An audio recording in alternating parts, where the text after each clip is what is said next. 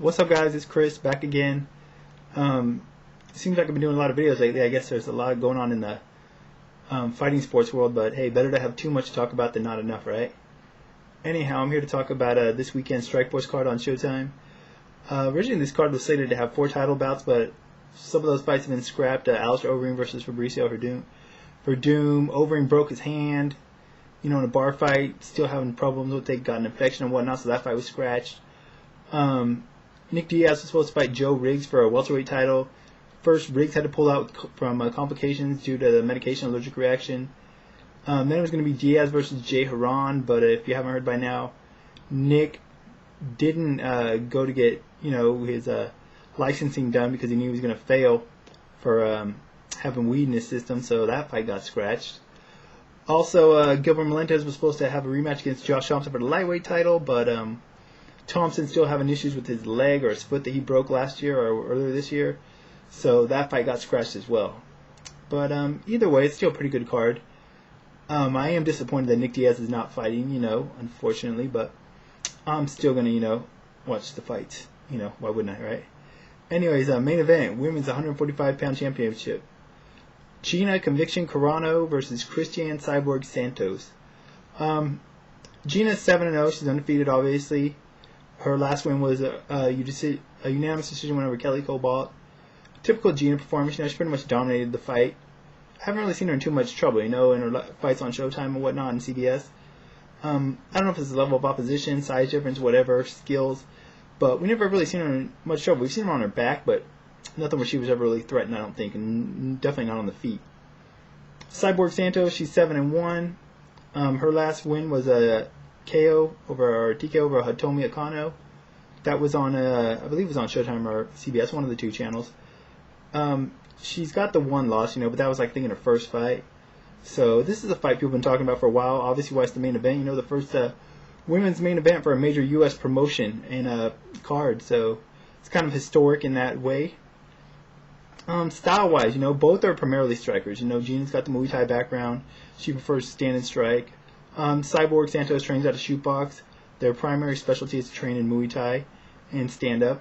But Santos has some good jiu-jitsu as well, and I think she's probably the stronger. Neither of these girls are the best wrestlers, I don't think Carano has the best takedown defense.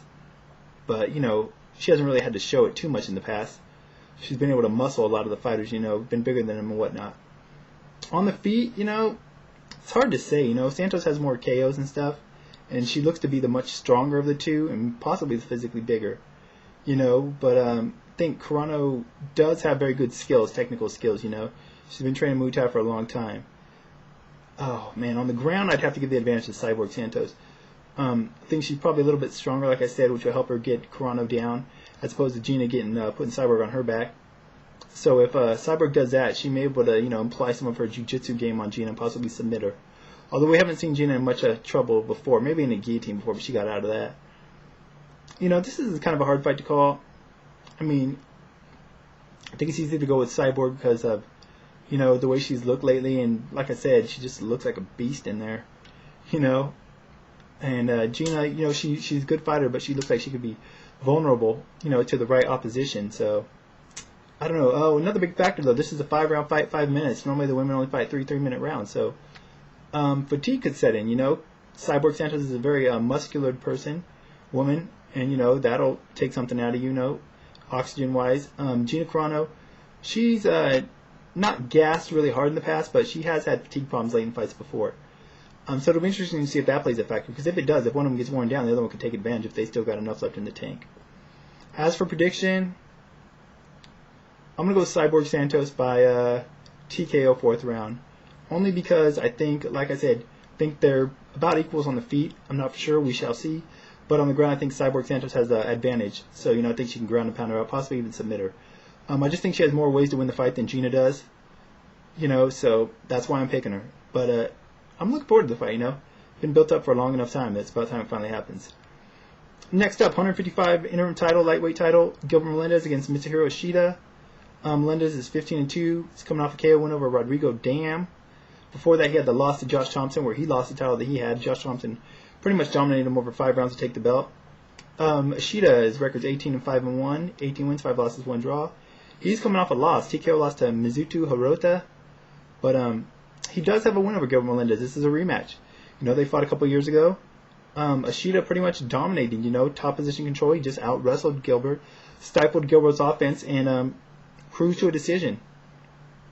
I do believe that both fighters have probably improved since then, although Ishida getting knocked out in his last fight doesn't bode well, for possibly how his mind state might be going into this fight. But he does have the knowledge that he's beat Melendez before, and he might know how to. He may know the key to beating Melendez. Melendez, he was going to fight Thompson, so I'm sure he was already well-trained and up for the fight. I know from what I recall, I do believe he's wanted a rematch with Ishida. That fight was in Japan. This is here in the States, so that may be to his advantage, especially since it's San Jose, where he's more or less, fights or lives around. If Ishida hadn't come off a loss in his last fight, I'd probably take him. But, the fact that he did, and he's a late replacement, I'm going to go with Gilbert Melendez. So I'm going to go with Gilbert Melendez to win this by decision. I don't know if it'll be an exciting fight or not. We'll see. The first fight wasn't that exciting. But I'm going to go with Gilbert to win this by decision. Next up, we got the light heavyweight title fight between Renato Babalu Sobral and Gegard Mousasi. Babalu's record is 35 wins, 8 losses. Mousasi is 25 wins, 2 losses, and a draw. Babalu's coming off the choked out a Bravo choke over Sokoju on the Affliction card. Good performance there. Mousasi's coming off the submission win first round over Mark Hunt in the first round of the Hulk tournament over there in Japan in Dream. Before that, he had a win over from a kick from the ground over Jacare, Ronaldo Jacare Souza. Very impressive win. You don't see too many guys winning from their back with a kick. Even though people always say it's dangerous, you don't see a lot of wins that way. But he was able to knock Jacare out that way. So, anyways, this fight, Mousasi hasn't really fought a lot at light heavyweight. I think this is only his second fight at that weight, maybe his third. Babalu, I think's the bigger guy. He's been fighting there a lot longer. I don't know if he is naturally bigger, but I presume he is. Babalu's got the better jiu-jitsu in my opinion. Stand-up wise, I'd go with Mousasi definitely. Wrestling wise, I'm gonna go with Babalu. Tough fight to call. Mousasi's had a pretty packed schedule as of late. Babalu hasn't as much. He's been able to focus on this fight for the most part, even though it was originally supposed to be on the Affliction card. Once again, another 5-round fight. That could play into it. I don't know. I've never seen these guys go 5 rounds, I don't think, either of them. So I don't know who'd have the better cardio, in all honesty. I could see Babalu tiring out, though. No in particular reason, but I just could. Or Mousasi could tire out just from, having so much activity lately. But I'm going to go with Babalu to win this fight by decision. Like I said, I think Mousasi can catch him on the feet. Or I think he's better on the feet. Maybe he can catch him and hurt him.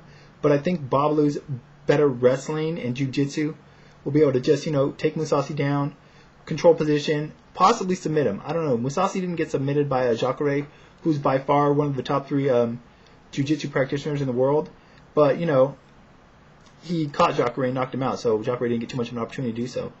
So he was able to survive there, but I just think that Babalu's going to be able to take this fight down enough and control it. If he gets tired, maybe Mousasi can stuff the takedowns and wreck him on the feet, And, Mousasi's got some ground game of his own, He did choke out Dennis Kang with a triangle choke, so he can do his own thing on the ground as well, but I don't see Babalu getting submitted. So I'm going to go with Babalu to win this fight by a decision, another decision. Anyways, last fight on the televised card, Jesse Taylor versus Jay Haran. This is a late replacement. I already stated why Jay Haran was supposed to fight Nick Diaz.